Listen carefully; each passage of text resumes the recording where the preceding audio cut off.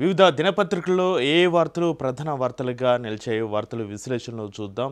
ఏ వార్తలు ప్రధాన వార్తల హెడ్లైన్లో ఉన్నాయో చూద్దాం. ఈనాడు దినపత్రిక ముందుగా చూసుకున్నట్లయితే ప్రతి ఓటర్ను కలవండి, వారు బూత్ల వరకు వచ్చేలా చొరవ చూపాలి, ఈ 3 రోజులు అత్యంత కీలకమని సీఎం రేవంత్ రెడ్డి చెప్తున్నటువంటి పరిస్థితి. ముఖ్యంగా జూబ్లీహిల్స్ బైపోల్ ఎలక్షన్స్ని 3 ప్రధాన పార్టీలు కూడా ప్రతిష్టాత్మకంగా తీసుకున్నాయి. హోరాహోరీగా ప్రచారాల్లో పాల్గొంటున్నాయి.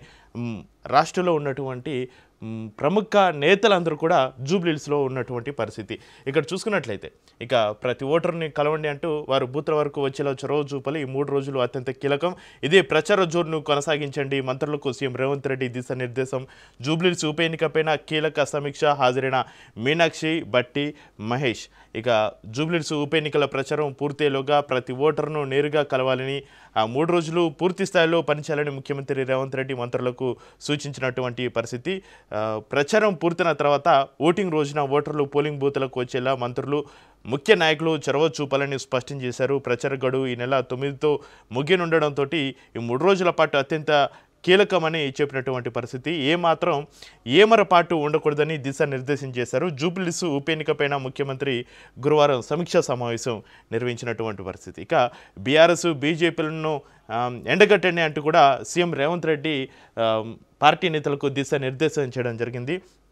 కాంగ్రెస్ ప్రభుత్వం చేపట్టిన అభివృద్ధి సంక్షేమ పథకాలను, ఎన్నికల హామీల అమలు తీరును ప్రజలకు తెలియజేయండి. అదే సమయంలో అభివృద్ధి సంక్షేమంలో గత బీఆర్ఎస్ సర్కార్ నిర్లక్ష్యం, కేంద్రంలోని బీజేపీ ప్రభుత్వం అభివృద్ధికి సహకరించని వైన్యాన్ని ప్రజలకు వివరించడంపైన దృష్టి సారించాలని కూడా దిశానిర్దేశం చేయడం జరిగింది. ఇక నియోజకవర్గ డివిజన్ పోలింగ్ బూత్ స్థాయిలో ముఖ్య నాయకులు ఎవరు, వారు ఎవరి కోసం బలంగా పనిచేస్తున్నారనే విషయాన్ని కూడా గమనించాలని తెలిపారు. ఇక వారు కాంగ్రెస్ అభ్యర్థి గెలుపు కోసం పనిచేసేలా వ్యూహ రచన చేయాలని కూడా వారు దిశానిర్దేశం చేయడం జరిగింది. ఇక సీఎంఆర్ బియ్యం అప్పగింత అనుమతి కోసం లంచం 75,000 తీసుకుంటూ అనీసాకు పట్టుపడ్డ పౌర సరఫరాల సంస్థ డిఎం అంటూ సీఎంఆర్ బియ్యం అప్పగింత అనుమతి కోసం లంచం తీసుకున్నాను కూడా ఒక లంచగొండి వార్త కూడా మనం ఇక్కడ చూడొచ్చు. చీమలతో బతకడం నా వల్ల కాదు, మిర్మి కోఫీ అబియాతో వివాహిత ఆత్మహత్య అంటూ ఒక మహిళ ఆత్మహత్య చేసుకుందట. ఇక మిస్ యూనివర్స్ పోటీలో వాగ్వాదం, ఉచిత బస్సు తప్ప 6 గ్యారంటీల అమలు ఏది అంటూ కిషన్ రెడ్డి, రాష్ట్ర ప్రభుత్వానికి కేంద్ర మంత్రి కిషన్ రెడ్డి సూటి ప్రశ్న. రేవంత్ రెడ్డి ఇతర వర్గాల గౌరవం అవసరం లేదా అని కూడా నిలదీత. ఇక నిన్న కాంగ్రెస్ లేకపోతే ముస్లింలకు ఇజ్జత్ గౌరవం ఉండదని ముఖ్యమంత్రి రేవంత్ రెడ్డి అంటున్నారని, ఆయనకు ఇతర వర్గాల ఇజ్జత్ అవసరం లేదని కేంద్ర మంత్రి కిషన్ రెడ్డి నిన్న ప్రచారంలో భాగంగా మాట్లాడడం జరిగింది. ఆర్టీసీ బస్సుల్లో మహిళలకు ఉచిత ప్రయాణం పథకం తప్ప ఇతర గ్యారంటీలు ఏవి రాష్ట్ర ప్రభుత్వం అమలు చేయలేదని విమర్శించారు. గురువారం సోమాజిగూడ ప్రెస్ క్లబ్ ఆధ్వర్యంలో నిర్వహించిన మీట్ ద ప్రెస్లో కిషన్ రెడ్డి పాల్గొని మాట్లాడడం జరిగింది. ఇక రేవంత్ ఎవరిని కాపాడాలనుకుంటున్నారు, బీఆర్ఎస్ 1,00,000 కోట్ల అవినీతిపైన ఎందుకు ఈ విచారణ ఆగడం లేదు, బోరబండ రోడ్ షోలో కేంద్ర మంత్రి బండి సంజయ్ గోపినాథ్ మృతిపైన విచారణ జరిపించాలని డిమాండ్ చేసినటువంటి పరిస్థితి. అయితే నిన్న బండి సంజయ్ కొన్ని కీలకమైన వ్యాఖ్యలు కూడా చేయడం జరిగింది. జూబ్లీహిల్స్ బైపోల్ ఎలక్షన్స్లో భాగంగా బోరబండలో బండి సంజయ్ పాల్గొని మొన్న నిర్వహించినటువంటి సర్వేలు కూడా బోగస్ అని, బీజేపీకి ప్రజల మద్దతు ఉందని, జూబ్లీహిల్స్లో బీజేపీ గెలవడం ఖాయమని కూడా నిన్న ధీమా వ్యక్తం చేయడం జరిగింది బండి సంజయ్. ఇక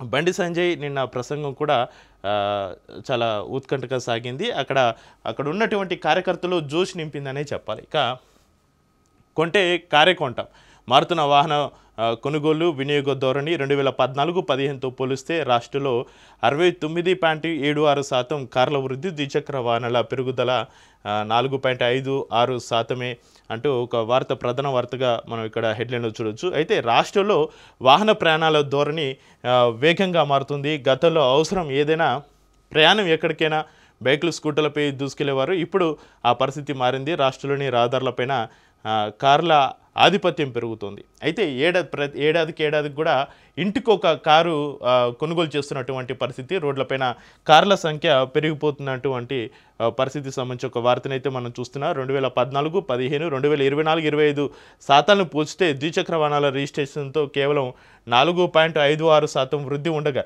కార్ల రిజిస్ట్రేషన్లు ఏకంగా 69.76% పెరిగాయి. సుప్రీంకోర్టు కమిటీ ఇటీవల రాష్ట్రానికి వచ్చిన సందర్భంలో రహదారి భద్రతపైన రవాణా శాఖ ఇచ్చిన నివేదికలో ఈ విషయాలు వెల్లడయ్యాయి. ఇక రవాణా శాఖలో రిజిస్ట్రేషన్లు ఇలా లక్షల్లో సంవత్సరం, ఇక ఇటు సంవత్సరాలు టూ వీలర్లు, కార్లు ఇక్కడ ఒక గ్రాఫ్ కూడా వేయడం జరిగింది. 2024-25లో అటు టూ వీలర్లు ఇటు కార్ల విక్రయాలు కూడా తగ్గాయి. 2025-26లో కార్ల విక్రయాలు మళ్ళీ పెరుగుతున్నాయని వార్త మనం చూడొచ్చు. ఇక గస్తీ అన్నారు, గప్చుపు గున్నారు అంటూ ఒక హెడ్లైన్ని మనం ఈనాడు దినపత్రికలో ప్రధాన వార్తగా చూసినట్లయితే హెడ్లైన్స్ 1170 మంది సిబ్బందితో హైవే గస్తీ ఏర్పాటుకు గత ప్రభుత్వం నిర్ణయం, ఇప్పటికీ కార్యరూపం దాల్చని ప్రతిపాదన, రోడ్డు ప్రమాద మరణాల నియంత్రణలోని నిర్లక్ష్యం అంటూ హెడ్లైన్ చూసినట్లయితే ఇక రోడ్డు ప్రమాద క్షతగాత్రుల ప్రాణాలు కాపాడే లక్ష్యంతో రాష్ట్రంలో ఏర్పాటు చేతలపెట్టిన హైవే పెట్రోలింగ్ ఊసి లేకుండా పోయింది. రాష్ట్రంలోని రాష్ట్ర ఇతర ప్రధాన రహదారుల్లో నిరంతర గస్తీ వ్యవస్థ ఆరంభించకుండానే ఆగిపోయింది. రోడ్డు ప్రమాదాల నియంత్రణ మొదలుకొని ప్రమాద క్షతగాత్రులకు తక్షణ వైద్యం అందించాలనే ఉద్దేశంతో ఈ వ్యవస్థ ఏర్పాటుకు గత ప్రభుత్వం హయాంలో ప్రతిపాదించినప్పటికీ ఇప్పటికీ కార్యరూపం దాల్చకపోవడం గమనార్హం అంటూ ఒక వార్త ప్రధాన వార్తగా నిలుస్తుంది ఈ వార్త.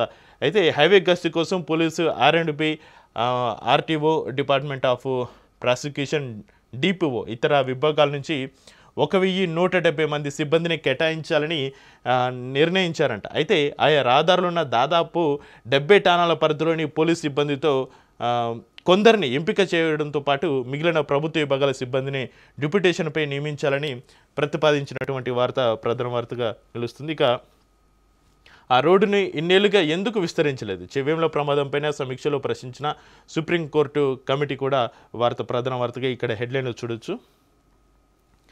ఇక వందే మాతరానికి నేటితో 150 ఏళ్ళు. ఉదయం 9:50 దేశవ్యాప్తంగా జాతీయ గేయ ఆలాపన ఏడాది పొడవునా వేడుకలు ప్రారంభించనున్న ప్రధాని అంటూ ఒక వార్త ప్రధాన వార్తకు మనం చూడొచ్చు. అయితే వందే మాతరానికి నేటితో 50 ఏళ్ళు పూర్తి అంటూ ఒక హెడ్లైన్ అయితే స్వాతంత్ర ఉద్యమంలో కోట్ల మంది భారతీయుల్లో స్ఫూర్తి నింపిన వందే మాతరం గేయానికి శుక్రవారంతో అంటే ఈరోజుతోటి 150 ఏళ్ళు పూర్తి కానున్నాయి. ఈ సందర్భంగా ఏడాది పొడవునా కార్యక్రమాలు నిర్వహించాలని కేంద్ర ప్రభుత్వం నిర్ణయించింది. వీటిని ఢిల్లీలోని ఇందిరాగాంధీ ఇండోర్ స్టేడియంలో శుక్రవారం ప్రధాని మోడీ ప్రారంభించనున్నారు ఈరోజు. ఇక సుస్వరాజ్యానికి స్ఫూర్తి మంత్రం, వాడవాడల వందే మాత్రం సంపాదకీయ పేజీలో మరిన్ని డీటెయిల్స్ ఈనాడు దినపత్రిక అందించింది. ఇక నిన్న చూడొచ్చు బీహార్లో రికార్డు స్థాయి పోలింగ్. అయితే బీహార్లో మొదటి దశ పోలింగ్ గతంతో పోల్చుకుంటే ఈసారి పోలింగ్ శాతం పెరిగింది. ఈ కాడ ఈసీ అధికారులు పటిష్టంగా పనిచేసి ప్రజల అవగాహన కల్పించి ఈసారి ఓటింగ్ శాతం పెంచారని కూడా అక్కడ ప్రశంసలు అయితే వస్తున్నాయి బీహార్లో. అయితే ఈసీ పైన అయితే బీహార్ శాసనసభ ఎన్నికల తొలి దశ పోలింగ్ ప్రశాంతంగా ముగిసినటువంటి పరిస్థితి. ఇక్కడ హెడ్లైన్ చూసుకున్నట్లయితే తొలి దశలో ఓటు వేసిన వారు 65% మంది, చెదురుమదురు గట్టలు మినహా ప్రశాంతం అంటూ ఇక్కడ హెడ్లైన్స్ మనం చూడొచ్చు. అయితే బీహార్ శాసనసభ ఎన్నికల తొలి దశ పోలింగ్ ప్రశాంతంగా ముగిసింది. 121 నియోజకవర్గాల్లో గురువారం పండుగ వాతావరణంలో జరిగిన ఓటింగ్లో ప్రజలు ఉత్సాహంగా పాల్గొన్నారు. సుమారు 65% మంది తమ ఓటు హక్కును వినియోగించుకున్నారని రాష్ట్ర ప్రధాన ఎన్నికల అధికారి వినోద్ సింగ్ గుంజల్ విలేకరులకు తెలిపారు. ఇక తుది గణాంకాలతో ఇది కొద్దిగా పెరిగే అవకాశం ఉందని కూడా చెప్పారు. లఖ్యాసరాయ్, సారణ్ వంటి చోట్ల స్వల్ప తోపులాటలు మినహా ఎక్కడ ఎలాంటి అవాంఛనీయ సంఘటనలు జరగకుండా మొత్తానికైతే నిన్న బీహార్లో ఎన్నికలు ప్రశాంతంగా ముగిసినటువంటి పరిస్థితి. అయితే గతసారి ఎన్నికల్లో ఇక్కడ మనం చూడొచ్చు 57.29% పోలింగే నమోదైంది. ఇక 2000లో నమోదైన 62.57% పోలింగే ఇంతవరకు రికార్డుగా ఉండేది. తాజా ఎన్నికల్లో ముజఫర్పూర్లో 70.96%, సమస్తీపూర్లో 70.63%, మాదేపూర్లో 67.21%, వైశాలిలో 67.37% పోలింగ్ నమోదైంది. పాట్నాలో మాత్రం 57.93% దాటలేదు. ఓటు వేసిన ప్రముఖులు ముఖ్యమంత్రి నితీష్ కుమార్, మాజీ ముఖ్యమంత్రులు లాలూ ప్రసాద్ యాదవ్, రబ్రీదేవి, వారి తనయులు తేజస్వి యాదవ్, తేజ్ ప్రతాప్ యాదవ్లు ఓటు వేసిన ప్రముఖుల్లో ఉన్నారు. ఇక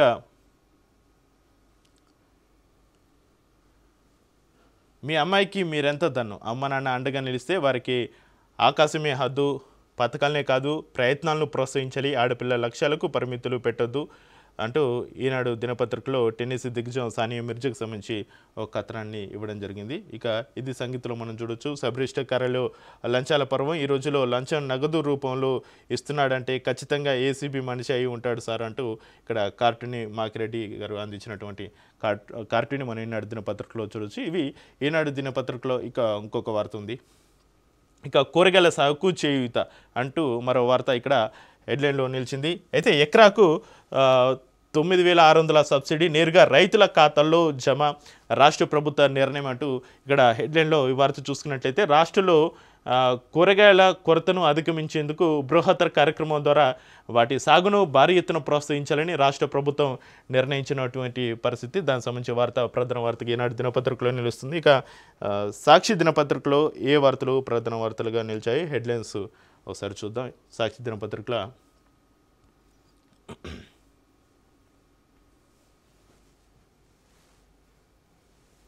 ఇక మీ చర్మకాంతి రహస్యం ఏంటి?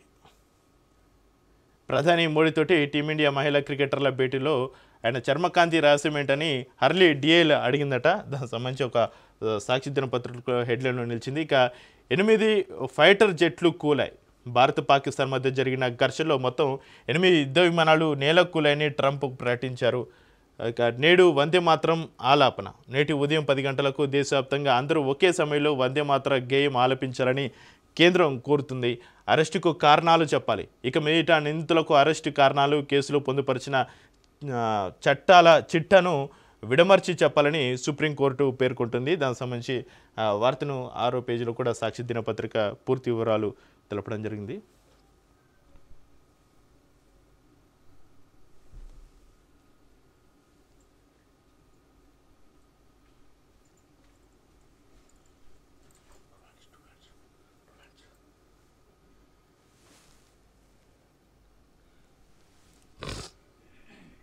ఇక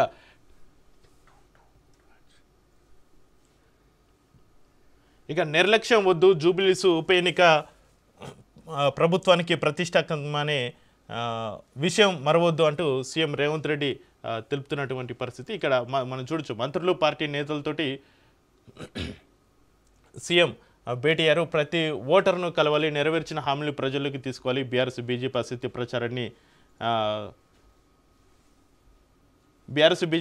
ప్రచారాన్ని తిప్పికొట్టాలని సూచన. మంత్రులతోటి విడిగా సమావేశమై మాట్లాడిన రేవంత్ రెడ్డి రాష్ట్రంలో ప్రజలందరి దృష్టి జూబ్లీస్ ఉప ఎన్నికపైనే ఉందని, అందువల్ల ఈ విషయంలో ఏమాత్రం నిర్లక్ష్యం చేయొద్దని ముఖ్యమంత్రి రేవంత్ రెడ్డి మంత్రులు పార్టీ నాయకులకు స్పష్టం చేశారు. అయితే కాంగ్రెస్ పార్టీ చాలా ప్రతిష్టాత్మకంగా ఈ జూబ్లీస్ ఎన్నికలను అయితే తీసుకోవడం జరిగింది. మన సర్వేలో కూడా మనం చూసాం. ఎందుకంటే బీఆర్ఎస్ కాంగ్రెస్కి పెద్దగా తేడా లేదు. అయితే అక్కడ ఓటింగ్ శాతం కూడా ఈసారి ఎలా ఉంటుందో కూడా మనం చూడాలి. అయితే జూబ్లీహిల్స్లోని తన అధికార నివాసం సమీపంలో గురువారం ఆయన సమీక్ష సమావేశాన్ని నిర్వహించారు. అయితే అధికారంలోకి వచ్చిన 20 నెలల కాలంలోనే ఎన్నో అభివృద్ధి సంక్షేమ కార్యక్రమాలు చేపట్టామన్న విషయాన్ని ప్రజలకు వివరించాలని సీఎం రేవంత్ రెడ్డి మంత్రులు పార్టీ నేతలకు చెప్పారు. ఈ 2 నెలల్లో ప్రభుత్వం జూబ్లీహిల్స్ నియోజకవర్గానికి 200 కోట్ల విలువైన అభివృద్ధి కార్యక్రమాలకు శ్రీకారం చుట్టిందన్నారు. అధికారంలోకి వస్తే 400 కోట్లను కేటాయించడంతో పాటు 4,000 డబుల్ బెడ్రూమ్ ఇళ్లను నిర్మిస్తామన్న హామీ ఇచ్చామని, ఇదే విషయాన్ని ప్రజల్లోకి విస్తృతంగా తీసుకెళ్లాలని సూచించారు. నిరుద్యోగులకు ఇచ్చిన ఉద్యోగాలు, సన్నబియ్యం పంపిణీ నుంచి రుణమాఫీ, మహిళా సంఘాల సభ్యులకు కోటీశ్వరులు చేసే పథకానికి శ్రీకారం చుట్టడం వంటి పథకాలను వివరించి చెప్పాలని సీఎం రేవంత్ రెడ్డి నిన్న సమీక్షా సమావేశం నిర్వహించి చెప్పడం జరిగింది. సర్వేలన్నీ మనకే అనుకూలంగా ఉన్నాయని కూడా వారు సీఎం రేవంత్ రెడ్డి తెలపడం జరిగింది. ఇక తెలంగాణ యూనివర్సిటీలో అక్రమ నియామకాలు వద్దు. తెలంగాణ యూనివర్సిటీలో 2014లో అక్రమంగా జరిగిన అధ్యాపకుల నియామకాలను హైకోర్టు రద్దు చేసిందట. ఇక కాంట్రాక్టు అధ్యాపకుల అసోసియేషన్ వేసిన పిటిషన్పై హైకోర్టు ఇటీవల తీర్పు వెలువరించింది. దానికి సంబంధించిన వార్త కూడా ఇక్కడ మనం హెడ్లైన్లో చూడవచ్చు. ఇక ప్రతి ప్రభుత్వ ఆసుపత్రికి 2 డయాలసిస్ మిషన్లు. అత్యవసర పరిస్థితుల్లో ప్రభుత్వ ఆసుపత్రులకు వచ్చే రోగులకు డయాలసిస్ సేవలు అందించేందుకు ప్రతి ప్రభుత్వ బోధన ఆసుపత్రిలో 2 డయాలసిస్ మిషన్లు ఏర్పాటు చేయాలని ఆరోగ్య శాఖ నిర్ణయించింది. ఇదొక మంచి పరిణామం చెప్పాలి. ప్రతి ప్రభుత్వ ఆసుపత్రికి 2 డయాలసిస్ మిషన్లు వస్తే ప్రజలకు ఎంతో ఉపయోగకరంగా ఉంటుంది. ఇక పార్కింగ్ సమస్యకు ఏఐతో చెక్. ఏఐ, ఐఓటీ సాయంతో పార్కింగ్ సమస్యలకు చెక్ పెట్టవచ్చని మహారాష్ట్రలోని ఎస్ఎన్ జేబీకి చెందిన ఆమ్, కాంతాబాయ్ భవర్లాల్జీ జైన్ కాలేజీ ఆఫ్ ఇంజనీరింగ్ విద్యార్థి ప్రణవ్ సునీల్ ఉపాసిని చేసిన కొత్త పరిశోధన చెప్తుందంటూ పార్కింగ్ సమస్యకు ఏఐ తోటి ఇక చెక్ పెట్టవచ్చు అని ఏఐ కొత్త సంస్కరణలు అయితే తీసుకొని వస్తుంది. ఏఐ వల్ల మంచి ఎంత ఉంటుందో చెడు అంతే ఉంటుంది, దాన్ని మనం యూజ్ చేసుకునే దాన్ని బట్టి ఉంటుందని కూడా నిపుణులు చెప్తున్నటువంటి పరిస్థితి. దానికి సంబంధించి ఒక పార్కింగ్ సమస్యకు ఏఐ తోటి చెక్ అంటూ ఒక వార్త ప్రధాన వార్తగా మనం హెడ్లైన్లో చూడొచ్చు. ఇక పరామర్శలు తప్ప పరిహారం ఏది అన్నటువంటి ఒక వార్త కూడా ఇక్కడ మనం హెడ్లైన్లో చూడొచ్చు. మిర్జాగూడ క్షతగాత్రులకు అందని సాయం, సొంత ఖర్చులతోటి చేయించుకున్న బాధితులు ఉస్మానియాలో ఇద్దరు, నిమ్స్లో ఇద్దరికి వైద్యం, పిఎంఆర్లో కోలుకుంటున్న మరో 8 మంది, ఇప్పటికీ అందని ప్రభుత్వ పరిహారం 2.5 లక్షలు అంటూ ఇంకో వార్త. పరామర్శలు తప్ప పరిహారం ఏది అనేటువంటి వార్త ఇక్కడ హెడ్లైన్లో మనం చూసినట్లయితే, ఇక రంగారెడ్డి జిల్లా మిర్జాగూడ వద్ద సోమవారం బస్సు టిప్పర్ ఢీకొన్న ప్రమాదంలో తీవ్రంగా గాయపడిన క్షతగాత్రులను ప్రభుత్వం గాలికి వదిలేసింది అంటూ వార్త ప్రధాన వార్తగా నిలిచింది. ప్రమాదం జరిగిన వెంటనే ఘటనా స్థలానికి చేరుకున్న సహాయక బృందాలు 27 మంది క్షతగాత్రులను పిఎంఆర్ వికారాబాద్ ప్రభుత్వ ఆసుపత్రులకు తరలించాయి. వీరందరికీ ఉచిత వైద్యం అందించనున్నట్లుగా ప్రభుత్వం ప్రకటించింది. ఆ పేదలకు ఆయా శాఖల అధికారులకు ఆదేశాలు జారీ చేసింది. కానీ మొదటి 2 రోజుల పాటు నేతలు అధికారులు వచ్చి పరామర్శల పేరుతో హడావరి చేశారే తప్ప వారికి ఎలాంటి ఆర్థిక సహాయం అందజేయడం లేదు. విధిలేని పరిస్థితుల్లో క్షతగాత్రుల బంధువులే ఆసుపత్రిలో వారికి అన్ని సమకూర్చున్నటువంటి పరిస్థితి. ఒక్కొక్కరు ఒక్కొక్క ఆసుపత్రిలో మోకాల కింది భాగంలోని ఎముక 2 చోట్ల విరిగిపోయి బాధపడుతున్న దారుకు చెందిన అమ్మపల్లి జయసుధ, ఆమె వయసు 30 ఉంటుందని ఇక్కడ తెలపడం జరిగింది. మెరుగైన చికిత్స కోసం నిమ్స్కు తరలించారు. 3 రోజుల్లో ఆసుపత్రి ఖర్చులు 18,000 దాటింది. ఖర్చులకు డబ్బు లేకపోవడంతో బుధవారం డబ్బులు పే చేసినట్టుగా తెలుస్తుంది వాళ్ళ బంధువులు. అయితే ఇక్కడ ఎమ్మెల్యేల అనర్హత పైన మళ్ళీ విడత విచారణ. ప్రతివాదులుగా ఉన్న ఎమ్మెల్యేలు తెల్లం సంజయ్ హాజరు, తొలి రోజు పిటిషనర్లుగా ఉన్న బీఆర్ఎస్ ఎమ్మెల్యేల క్రాస్ ఎగ్జామినేషన్, నేడు మరో 2 ఎమ్మెల్యేల క్రాస్ ఎగ్జామినేషన్ అంటూ ఇక్కడ మన వార్త కూడా ప్రధాన వార్తగా నిలుస్తుంది సాక్షి దినపత్రికలో. అయితే ఎమ్మెల్యేల అనర్హత పైన మళ్ళీ విడత విచారణ జరిగింది. నేడు మరో 2 ఎమ్మెల్యేల క్రాస్ ఎగ్జామినేషన్ కూడా ఈరోజు ఉండనుంది. ఇంకా తెలంగాణ కమిటీ లొంగిపోయినట్టే అధికారికంగా ప్రకటించుకున్న నేతలు ఆ పని చేశారు. ఏకపక్షంగా కాల్పుల విరమణకే అందుకు ఉదాహరణ. ప్రాణభీతోనే మల్లోజుల ఆసన్న చంద్రన్న లొంగుబాటు, ఘాటిన విమర్శలతోటి లేఖ జారీ చేసిన ఈస్టర్న్ రీజనల్ బ్యూరో అంటూ తెలంగాణ కమిటీ లొంగిపోయినట్టే అంటూ వార్త కూడా ప్రధాన వార్తగా హెడ్లైన్లో నిలుస్తున్నటువంటి పరిస్థితి. ఇక ఎన్ఏటీఎం టెక్నాలజీతో ఎస్ఎల్బీసీ శ్రీశైల ఎడమగట్టు కాల్వ ఎస్ఎల్బీసీ సొరంగం పునరుద్ధరణ పనులకు రాష్ట్ర ప్రభుత్వం సన్నాహాలైతే మొదలుపెట్టింది. దట్టమైన నల్లమల అటవీ ప్రాంతం, అమరాబాద్ టైగర్ రిజర్వ్ పరిధి కావడంతో పర్యావరణం జీవవర్ణానికి హాని కలగకుండా అత్యంత అధునాతన సాంకేతిక పద్ధతులతోటి పనుల పూర్తికి చర్యలు తీసుకుంటుంది. ఇందులో భాగంగా ఇటీవలే హెలిబోర్ను ఎలక్ట్రోమాగ్నెటిక్ జియో ఫిజికల్ సర్వే నిర్వహించింది. మరో 5 రోజుల్లో ఈ సర్వే పూర్తి కానుండగా 20 రోజుల్లో నివేదికను 3D మ్యాప్ రూపంలో ప్రభుత్వానికి అందజేయనున్నట్లుగా ఎన్జీఆర్ఏ ప్రతినిధులు తెలిపారు. దీని ఆధారంగా 2 ఏళ్లలో మిగిలిన సొరంగం పనులు పూర్తి చేసే దిశగా ప్రభుత్వం అడుగులు వేస్తోంది. ఇక చూడొచ్చు, పత్తి కొనుగోలుపైన నీలి నీడలు అంటూ వార్త హెడ్లైన్లో నిలుస్తుంది. సిపిఐ కొత్త నిబంధనలను వ్యతిరేకిస్తున్న జిన్నింగ్ మిల్లర్లు, కపాసి కిసాన్ యాప్ను తప్పనిసరి చేసిన సిపిఐ, మిల్లుల విభజనను ఉపసంహరించుకోవాలనే డిమాండ్, లేదంటే మిల్లులను నిరవధికంగా మూసివేస్తామని హెచ్చరిక. మిల్లర్లను సముదాయిస్తున్న మంత్రి తుమ్మల. అయితే రాష్ట్రంలో పత్తి కొనుగోళ్లపైన నీలి నీడలు కమ్ముకుంటున్నాయి. దేశవ్యాప్తంగా పత్తి కొనుగోలులో జరుగుతున్న అక్రమాలకు అడ్డుకట్ట వేసేందుకు cotton corporation of India CCA అమలులోకి తెచ్చిన కొత్త నిబంధనలు జిన్నింగ్ మిల్లుల యజమానులకు రుచించడం లేదు అంటూ వార్త ప్రధాన వార్తగా ఇక్కడ ఈనాడు దినపత్రికలో మనం చూడొచ్చు, సాక్షి దినపత్రికలో చూడొచ్చు.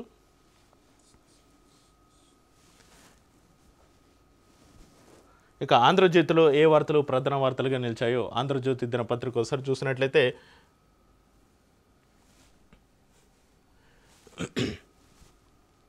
మరో డిప్యూటీ బీసీ నేతలను ఉప ముఖ్యమంత్రి చేసే యోచనలో కాంగ్రెస్ అంటూ వార్త ప్రధాన వార్తగా హెడ్లైన్లో మనం చూడొచ్చు. టీపీసీసీ చీఫ్ మహేష్ గౌడ్కు అవకాశం. అదే జరిగితే టీపీసీసీకి కొత్త అధ్యక్షుడు, మంత్రివర్గ పునర్వ్యవస్థీకరణకు అవకాశాలు, స్థానిక ఎన్నికల తర్వాత ముహూర్తం, ప్రమాదంలో పలువురి మంత్రి పదవులు, అజరుద్దీన్ బాటలో చోటు కోసం సీనియర్ నేతల యత్నాలైతే జరుగుతున్నాయి.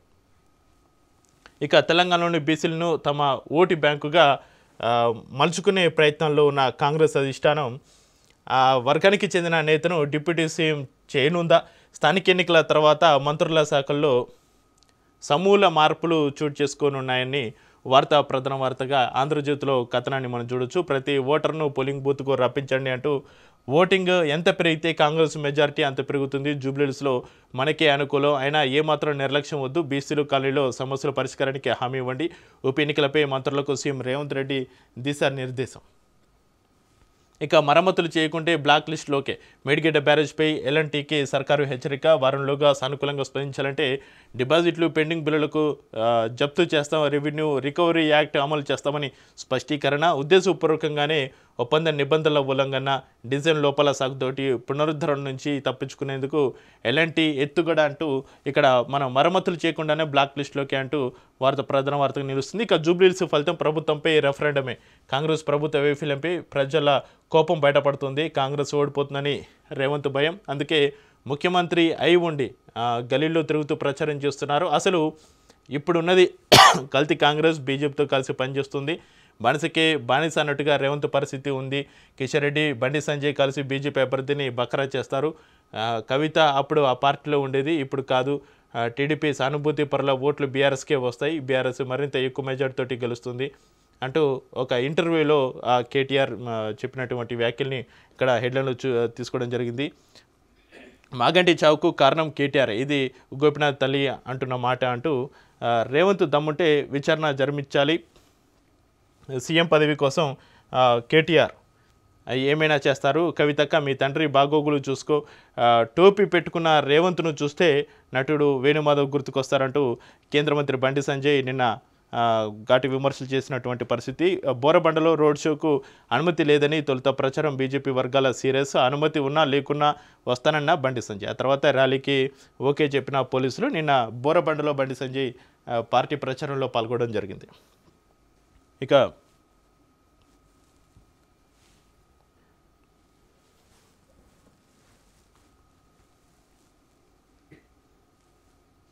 వెలుగు దినపత్రికలో ఏ వార్తలు ప్రధానంగా వార్తలుగా నిలిచాయో హెడ్లైన్స్ ఒకసారి చూసినట్లయితే, జూబ్లీహిల్స్ ప్రచారంలో 20,000 మంది. రాష్ట్రం నలుమూల నుంచి అన్ని పార్టీల నేతలు, క్యాడర్ ఇక్కడే మకాం. పీక్స్కు చేరిన బై ఎలక్షన్ క్యాంపెయినింగ్ ఈ నెల 9తో ముగియనున్న ప్రచారం. రేపటితోటి ప్రచారం అయితే ముగియనుంది. ఇక జూబ్లీహిల్స్ ఉప ఎన్నిక ప్రచారం పీక్స్కి చేరుకున్నటువంటి పరిస్థితి. ప్రచారం కోసం రాష్ట్ర నలుమూల నుంచి అన్ని పార్టీల ఎమ్మెల్యేలు, ఎమ్మెల్సీలు, ఎంపీలు, ఇతర కీలక నాయకులు, వేలాది మంది కార్యకర్తలు నియోజకవర్గాల్లో తిష్ట వేస్తున్నటువంటి పరిస్థితి. ఒక అంచనా ప్రకారం 3 ప్రధాన పార్టీలైన కాంగ్రెస్, బీఆర్ఎస్, బీజేపీ నుంచి దాదాపు 20,000 మందికి పైగా నేతలు, కార్యకర్తలు క్షేత్రస్థాయి ప్రచారంలో నిమగ్నమై ఉన్నారు. ఇక రాబోయే 3 రోజులు అలర్ట్గా ఉండండి అంటూ నిన్న జూబ్లీహిల్స్లో గెలిచేది మనమే అయినా అలసత్వం పనికిరాదు అంటూ సీఎం రేవంత్ రెడ్డి మంత్రులకు, నేతలకి దిశానిర్దేశం చేశారు. ఆ వార్త అణిదిన పత్రికలో ప్రధాన వార్తగా నిలుస్తుంది. గిగ్ వర్కర్లకు కనీస వేతనాలు ఆ దిశగా ఆలోచన చేస్తున్నామంటూ మంత్రి వివేక్ వెంకటస్వామి తెలుపుతున్నారు. ఇక వారి సంక్షేమం, భద్రత కోసమే ప్రత్యేక చట్టం పూర్తి స్థాయిలో అండగా ఉంటాం. ఇక గిగ్ వర్కర్ల బిల్లుకు 12 క్యాబినెట్లో ఆమోదం. చట్టం అమలుకి వచ్చాక అగ్రిగేటర్స్ యూనియన్లన్నీ లేబర్ డిపార్ట్మెంట్ పరిధిలోకి వస్తాయని వెల్లడి. గిగ్ వర్కర్స్, అగ్రిగేటర్స్ ప్రతినిధులతో మంత్రి భేటీ అయ్యారు. డ్రాఫ్ట్ బిల్లులపైన కూడా చర్చ జరుగుతున్నటువంటి వార్త అయితే ప్రధాన వార్తగా నిలుస్తుంది. ఇవి ఈరోజు ఉన్నటువంటి వివిధ దినపత్రికల్లో నిలిచినటువంటి వార్తా విశ్లేషణలు. చూస్తూనే ఉండండి రాజ్ న్యూస్.